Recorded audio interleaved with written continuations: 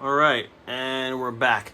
So, let us start at the number 10 because we do assembly here, and we're about to reassemble the printer into an Ender Bender fashion, and it's very exciting. Again, big shout out to Julie, that put all this assembly guide together with all the photos. It wasn't easy.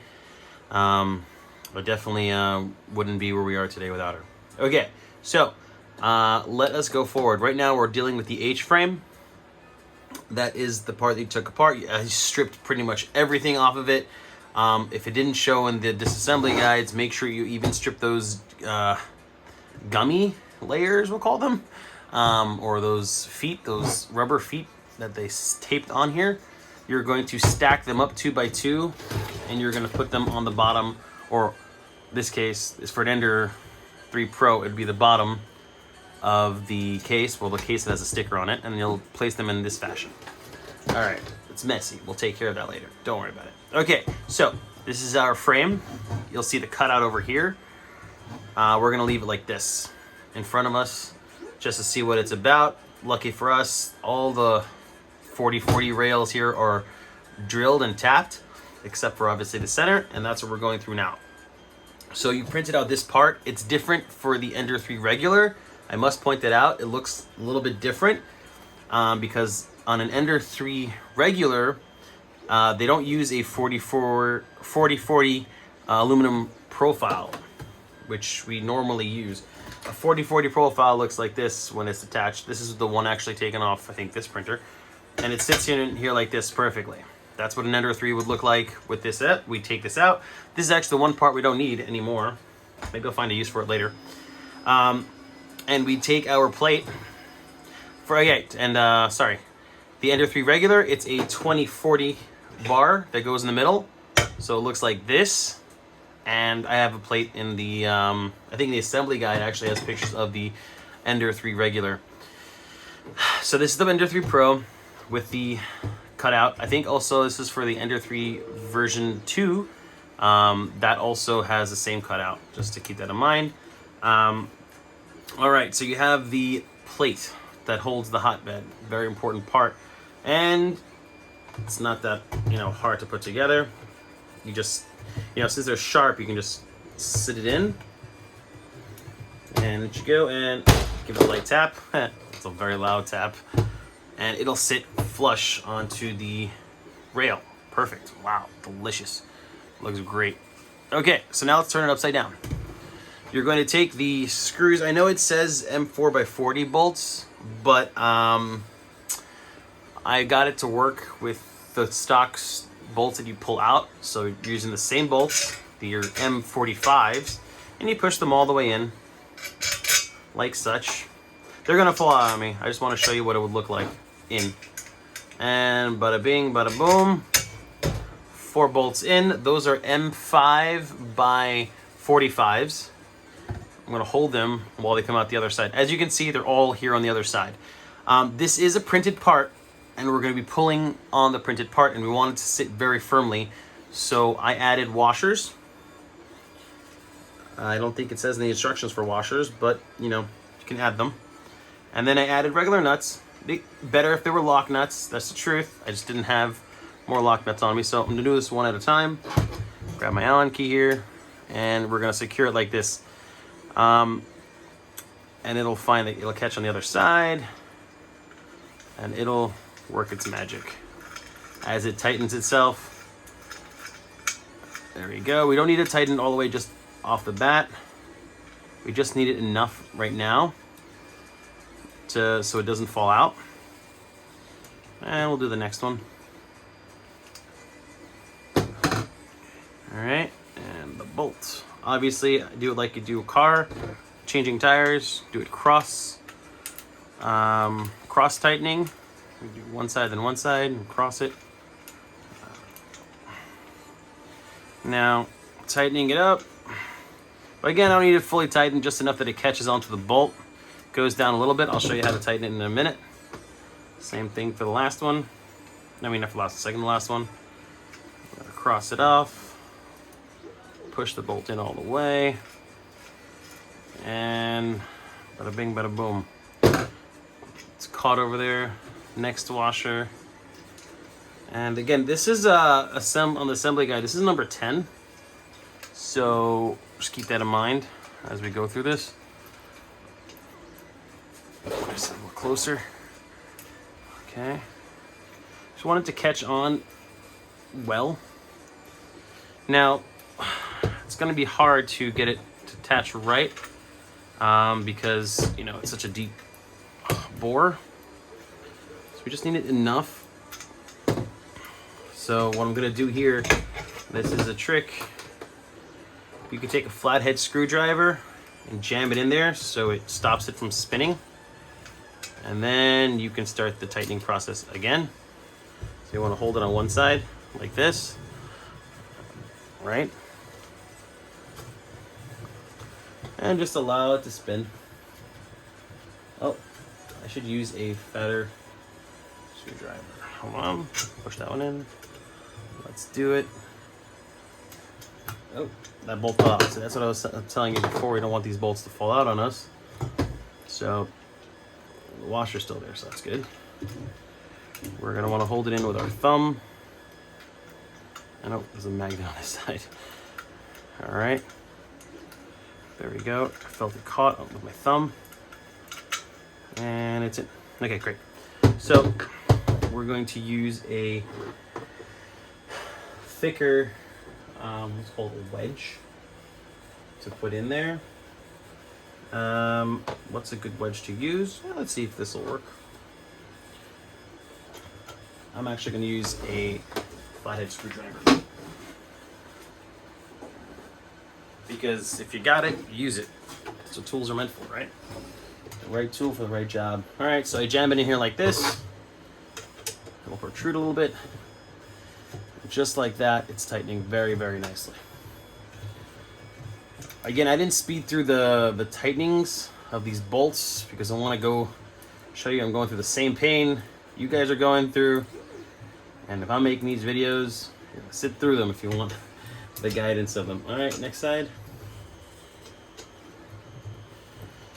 You just pass to the next hole and just keep going. This one, I think I need to redo the bolt. Let's try this one. All right, this one works fine. There we go, like it should be. And when you start to hear like the cracking sound on your printed part while you're tightening it, then you know you're tight. But obviously you don't want any more spin. I think I'm gonna do this, you know, in sections. There we go. Let it go all the way down.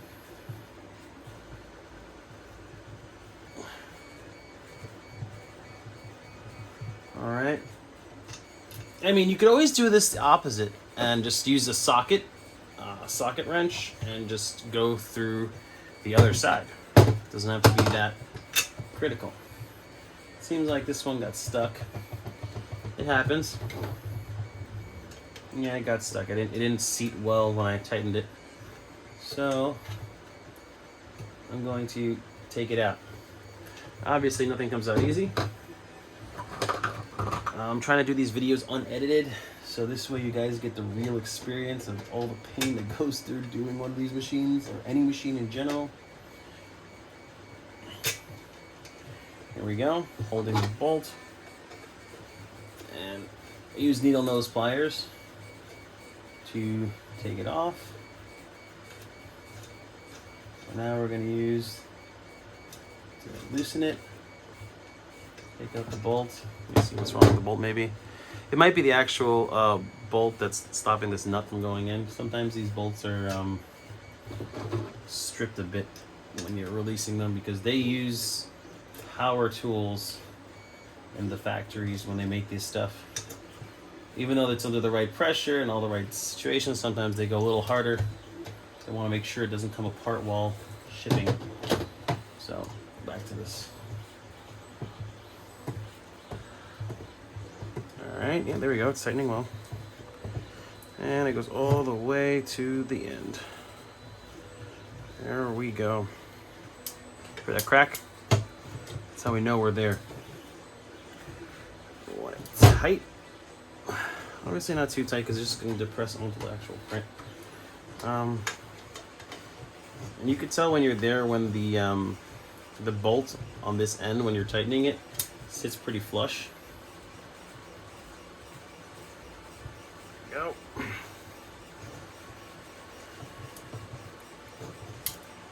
Yeah, you hear the cracking sound too. That works it.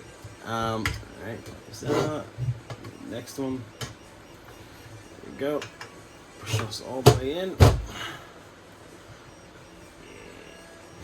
Yep. There we go. So when I remember retightening all these to make sure that we are sitting nice and flush and this mount won't move. Because if it moves while you're printing, you're in not good territory. Okay. So as you can see, all 4 of these are in perfectly. Very nicely, as you can see. Let's put this down. Bada bing, bada boom. This ain't going nowhere. Well, that's what the idea is, at least. I like the cutout facing me. It's on the left side. I guess it's my preference. Okay, part 2. Next part would be that. I'm not sure if that's the next step. Let me just double check on that. Yeah, number 11, the platform. Now, the platform, I use the bolts that come off the roller wheels. There's 4 roller wheels over here. Roller bearings that slide across the extrusion to go back and forth when it's a regular setup printer.